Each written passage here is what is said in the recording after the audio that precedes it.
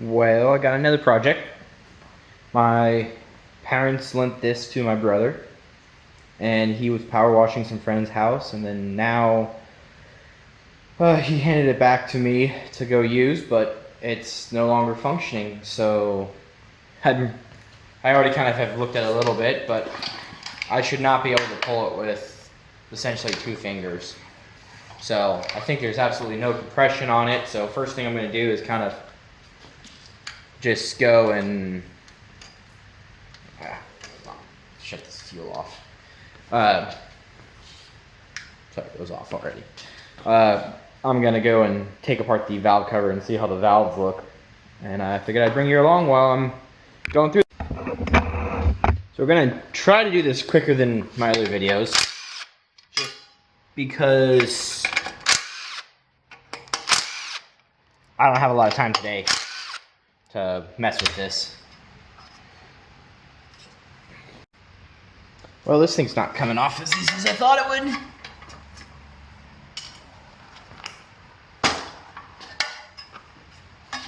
So we'll have to have at it a little bit.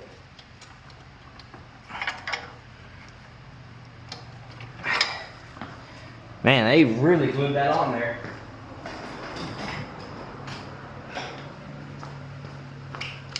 Like, that's really on there.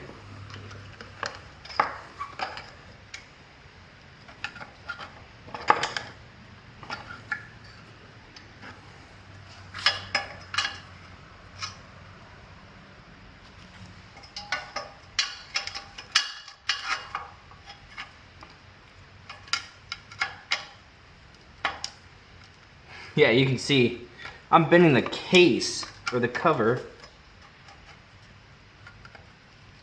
and there's no more bolts holding it on.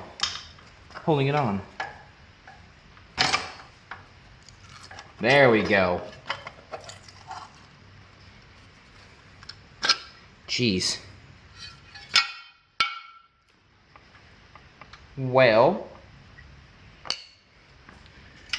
ignition's off.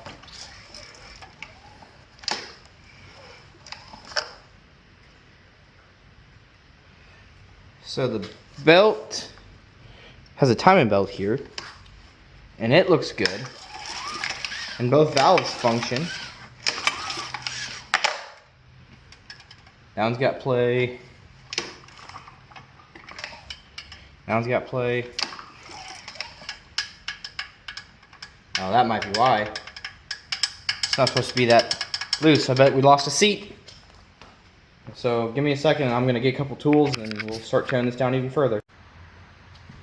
Well, I went ahead and did a little bit of things, and it looks like someone been in here before me, because on here you'll notice there's no bolt holding this ignition coil on, and I know for a fact I haven't been in here. So either that was missing from the factory or it fell out. Anyway, the way it's held on together is you have 4 bolts. So there's one down here, another one over here, actually it's 6 I believe. 6 10mm bolts that hold it on. And then this whole unit should pop up, straight up. And that will kind of give me a perspective of the piston and everything inside there. So we're going to go ahead and kind of take that apart. Oh, I'm just thinking it might be quicker, or it might be easier for me to take the motor off the stand and go from there. I'll dig into it a little bit and bring you back once I have some stuff torn apart. Like I said earlier, I'm trying to keep this kind of quick because I don't want to waste a whole bunch of time on this. So, all right. So I had a buddy of mine who, well, was going to help me with a different project, but he's had a good idea on how to test whether it's the piston, the valves, without actually tearing it apart. So it's basically a leak down tester. I don't have one, so I'm going to use my air gun into the spark plug socket.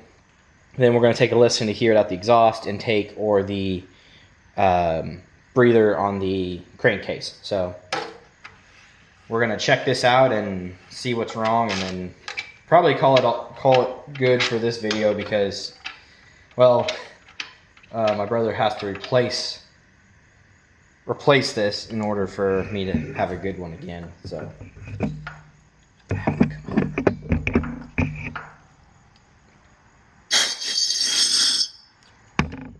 Oh yeah, coming right out the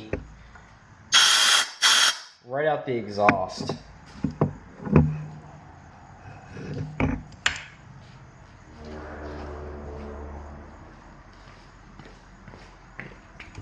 So you can see.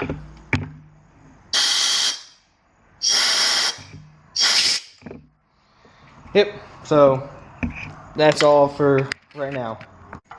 Well, my buddy actually... How do you think videos of just tearing shit apart would go? I mean... Because like I was like, what did I do? Oh, I tore apart a vacuum. I'm like, well, this is kind of fun. Just sit down, well, I wasn't drinking beer. I was just drinking water. But yeah, just sit down in the yard.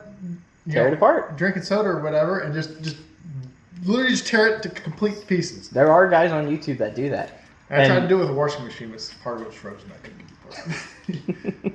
Yeah. So my buddy, as you heard, brought up a good point. How do I know that the exhaust valve is not held down?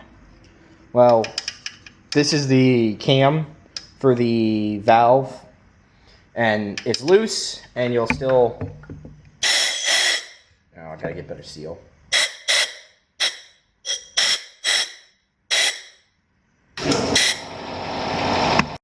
Alright. Sorry, the compressor kicked on, and I figured it'd be better for audio quality to not have it going at the same time.